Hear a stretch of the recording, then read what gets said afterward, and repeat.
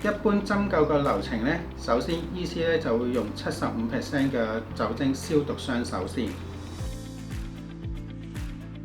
然後呢，我哋就用75% 嘅酒精棉球去對患者一個皮表嘅消毒。我哋每次用呢都係一次性嘅針去同患者進針嘅。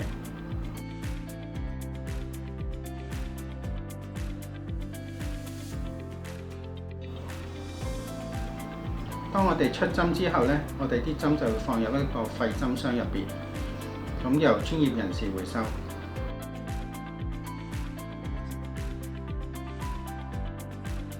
治療床單次使用後即更換一次性床單。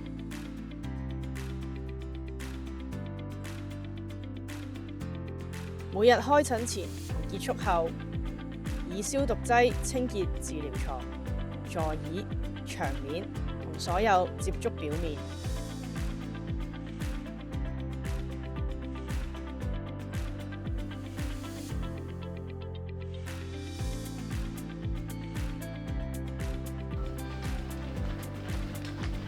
每晚閉診之後，開啟 UV 歐松消毒機，照射診療區最少30分鐘，殺滅空氣同物件表面嘅微生物。